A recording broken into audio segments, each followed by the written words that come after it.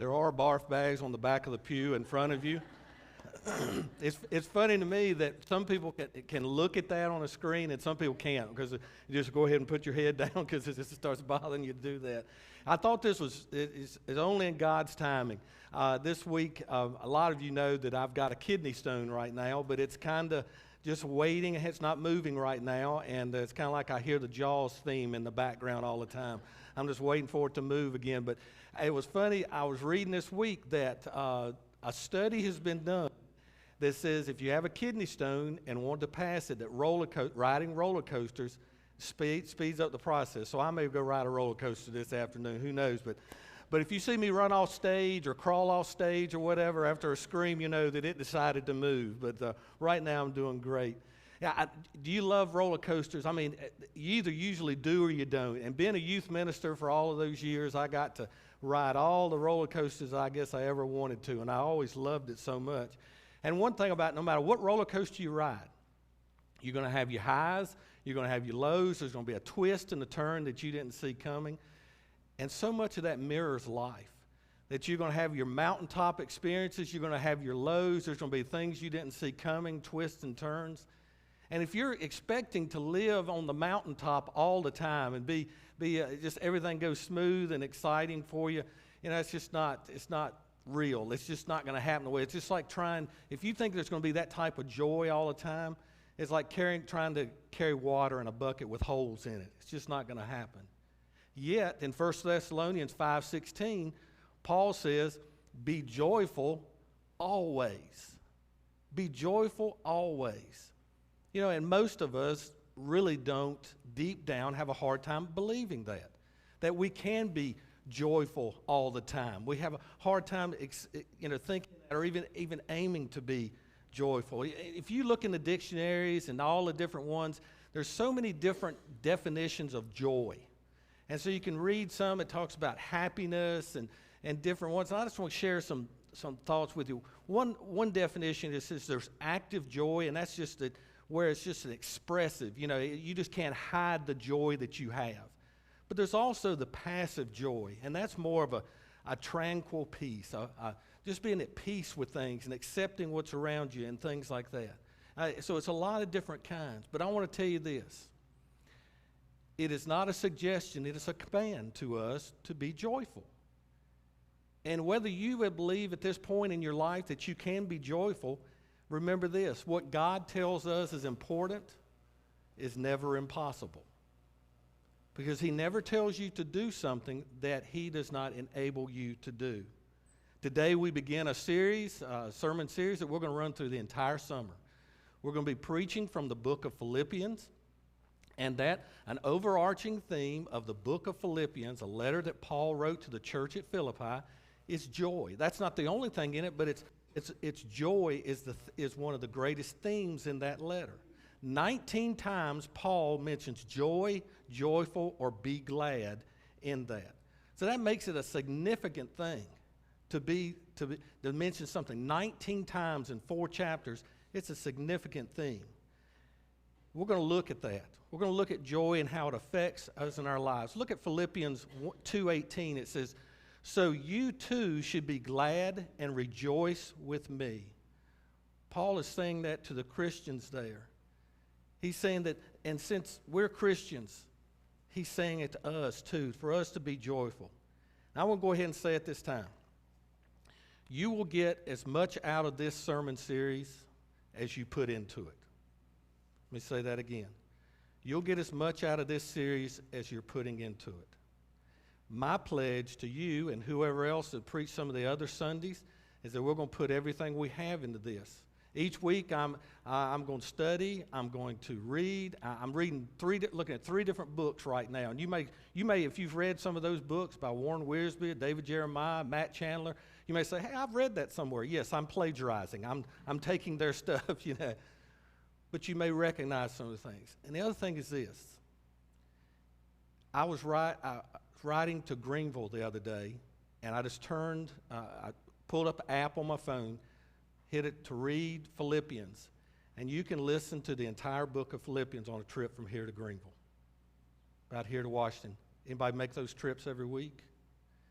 There's really no excuse that we couldn't go through the book of Philippians every week for the next 12, 13 weeks.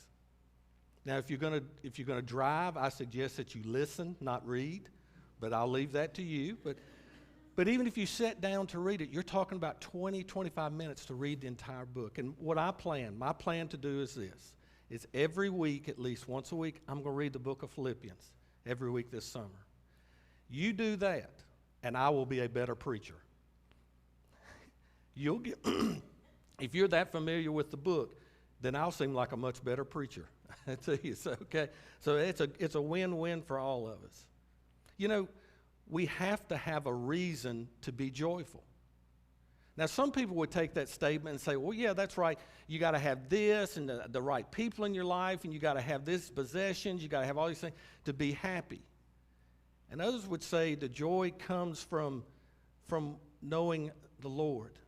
But you see, if it's all about the circumstances and what we have, then, and we don't have ghosts. The doors don't keep just opening. As the door opens, and the way the wind's blowing, it's causing a vacuum through here. That's the reason the doors keep opening up. But if it's all about circumstances, you're not going to, it's going to be hard to stay joyful. Several years ago, some of us went to a Carolina basketball game in Chapel Hill, and it was one of those games that where Carolina was behind the entire game. And they're losing, and right at the end, they mounted this great comeback, and it was tremendous, and the crowd, 20,000 people just going crazy. With just a couple of seconds to go, Carolina hit a shot and tied the game. You know, we're going to overtime. It is tremendous. Miami throws the ball in, starts down the court. They hadn't even got time to even go the length of the court. Little kid for Miami. I see, we're at the end. We're at the end of the court. He launches one from half court. And as soon as he left his hand, I'm going, that's in line with the basket. And sure enough, it goes through a half-court shot, and they win. You have never heard the sound of life sucked out of a building like it was then. I'm telling you, it was 20,000 screaming fans and then instant silence. And everybody just stood there. If you're counting on circumstances to always keep you on the mountaintop, then you have to win every time. Everything has to go your way, and the chances of that happening are zero. It's not going to be that way. Another thing that I noticed about looking at definitions of joy, the biblical definition said, one of the things it said was it's based on Jesus Christ, not your surroundings. Based on Jesus Christ, your joy is there and not on your surroundings. Paul said something else several times through this letter. 3 different times he said his joy is in the Lord. His hope, and as we read, you're going to see that he had a hope and a belief in the sovereignty of God. And sovereignty means that God is in control. He is the one that is going to make everything happen. You're not going to stop God. Just always remember that. No event, no thing is going to stop God. So God is in control. He is sovereign in this. Paul had this great desire to go to Rome and preach. But you're going to see that he went to Rome not as a preacher, but as a prisoner. Now we would say, oh, that's terrible, that's tragic. But when you read what Paul says, he says, no. He says, my chains have advanced the gospel. So it wasn't a fail in his eyes because he trusted God so much to do that. I always say that when you have that kind of belief in God, it's like a Clint Eastwood movie. You're going to get the good, the bad, and the ugly, but it's still going to work out because God is in control. You're going to see it all in your life. But isn't it so easy for me to say that standing here? That you're going to have joy in the mountaintop and in the valley, the twists and the turns. It's easy to say, harder to do. But that's one of the great reasons for studying this Bible is we learn and we get to see how Paul was a man of joy because he went through so many of those things. Another thing that gave Paul such hope was that he believed in the hope and the promise of heaven.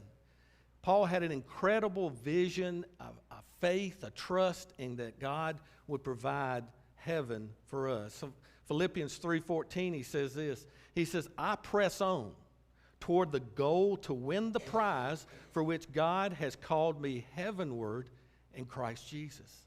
That was his encouragement. That's our encouragement. Encouragement means to inject courage, to give courage to someone. And that was Paul's hope. The thought of heaven is a reality check for all of us. That no matter how bad things might seem at a point in your life, that heaven is so much larger, so much greater, so much longer than anything we experience here. That all of our troubles that we experience now, as big as they seem, will all fade away compared to heaven. One of my favorite people that I love for quotes, just think some of the best quotes is Mark Twain. And I like to just read some of his quotes, and I've got some of them on my door just to remind me every week as I walk past my door. Let me read a couple of them for you. It says, if you tell the truth, you don't have to remember anything. Isn't that good? If you just tell the truth, you don't have to remember. Another one says, a lie can travel halfway around the world while the truth is putting on its shoes. Isn't that truth? How fast something untrue will travel. Now, for any young people in here, and I apologize, parents, for saying this word in front of your kids, because my mom would be disappointed with me. This is one that's on my door. Never argue with stupid people. They will drag you down to their level and then beat you with experience. My mom would be disappointed in me for saying the word stupid. But here's the one that I think is actually a quote that's helped to change my life, and it's this one. We shared it a couple of months ago. Is that if it's your job to eat a frog, it's best to do it first thing in the morning. And if it's your job to eat 2 frogs, it's best to eat the biggest one first. And I've tried to adapt my life to that go ahead and do the big things. If it's an unpleasant thing that needs to be done, go on and do it. Stop putting it off. But for all the wisdom, the wit, the charm, the intellect that Mark Twain had, the much joy as he brought to so many people by his writings and storytelling, Mark Twain was a man that life had robbed him of joy. When his daughter, Jean, passed away unexpectedly, he was so ill that he couldn't even go to the funeral. And he confided to a friend, he says, I have never envied a man for anything, but I envy the dead. He didn't even want to keep on living. I envied the dead. How do we keep from losing our joy? What can rob us of our joy? How do we stop the thieves in our lives from taking it? I want to look at some of those thieves, and the first one is this: is circumstances. Circumstances can rob us of our joy. And it's so much easier to be joyful when things are going your way, when you're winning the ball game, when everything's going well at work or in your marriage or in your family. It's easier to be happy then. But if you follow the line of reasoning that if it takes the right circumstances to be joyful, then the wrong circumstances mean you will not be joyful. If you take that approach, then you're not going to have a joyful life. It's all going to depend on the things that you most likely have very little control over. I'm not going to put this up on the screen, but just listen as I read and kind of put yourself into this place. Paul wrote in 2 Corinthians, he kind of listed the things that he had suffered after becoming a Christian. All right? Just kind of listen, put yourself there. He said 5 different times, the Jewish leaders gave me 39 lashes. 3 times I was beaten with rods. Once I was stoned. 3 times I was shipwrecked. Once I spent a whole night and a day adrift at sea. I have traveled on many long journeys. I have faced danger from rivers and from robbers. I have faced danger from my own people, the Jews, as well as from the Gentiles. I have faced danger in the cities, in the deserts, and on the seas. And I have faced danger from men who claim to be believers but are not. I have worked hard and long, enduring many sleepless nights. I have been hungry and thirsty, and have often gone without food. I have shivered in the cold without enough clothing to keep me warm. If circumstances determine whether you're going to be joyful, then Paul had the right to be the most miserable man on earth. But he wasn't. He wasn't controlled by his circumstances. Another thing that we see is that can rob us of our joy are people. People, all of us have gained joy from the people around us, but we've also lost joy by the people around us. And sometimes the same people that can do that to us. Another Mark Twain quote, you have to think about this one a little bit, but he said, some people bring joy wherever they go, and some people bring joy whenever they go. Somebody told me when we went out the door at the 9 o'clock service, he said, anybody that comes, he said, I have joy in my office every week. Some of us when people come in and some of us when people leave. He said, but either way, there's joy. And if we're completely honest, we've been that person to other people as well. That we brought joy, we took joy away. Did you notice in what I read about the Apostle Paul that so many of the sufferings and circumstances that he went through were a direct result of the actions of people? Some Christians, some not Christians. Yet as you're going to see through this, he still found great joy in the people that he knew. He didn't let that rob him of his joy. Another one that steals our joy is the things, possessions in life. In the Sermon on the Mount, Jesus said, he said, I warned against laying up treasures on earth. He said, because they don't last. The moth and rust, they destroy them. They just don't satisfy for long. Yet the majority of time in history, majority of people in history has been all about pursuing things, possessions. I heard the first time I remember hearing somebody say, well, I'm house poor, or they're house poor. I said, what does that mean, a car poor? It means they spend all their money on a house or a car, but they can't do anything else. It's just to make the payments on the car or the house. They can't put gas in because they can't afford it. Can't go anywhere. That's when possessions own you and you don't own possessions. And that's a problem because they can rob us of our joy. Jesus warned in another place. He says, watch out. He said, be on your guard against all kinds of greed. He said, a man's life does not consist of the things he possesses. So we can guard our possessions. We can have security systems and locks and guns, but they don't guard our heart. They don't guard our joy. And the last one is this, and it's probably the most significant one, is worry. Worry can rob us of the joy of the day. Paul admits that he has concerns and cares. And when I got through reading it just a minute ago, that long list of sufferings he'd gone through, one of the things he says is in verse 28 of 2 Corinthians, he says, besides everything else, I face daily the pressure of my concern for all the churches. He had a love and concern, and that's a lot of pressure when you're thinking about all the people and all the churches that he planted. How do we deal with that stress? Christian author Jill Briscoe said this, said we can worry or we can worship, and that's our choice. We can worry or we can worship. You hear of robberies all the time that they say, well, it was an inside job. In other words, it was somebody on the inside that pulled off the robbery. And worry is an inside job. We do it to ourselves. 4 thieves that can steal our joy: circumstances, people, things, and worry. How did Paul capture them without them capturing his joy?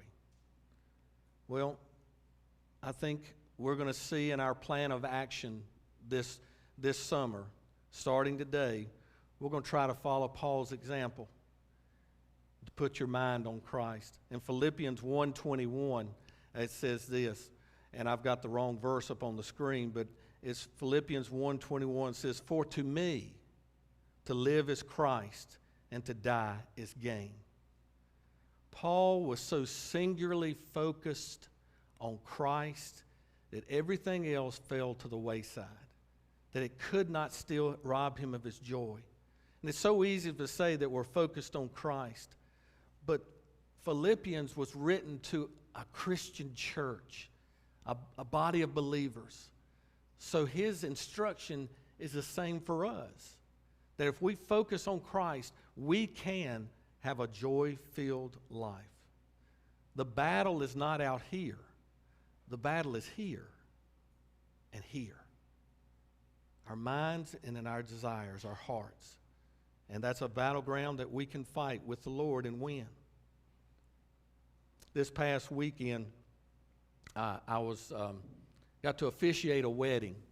And it was the first time that I'd ever had this part of the ceremony. The couple came to me and said, we want to do a hand washing ceremony in the wedding.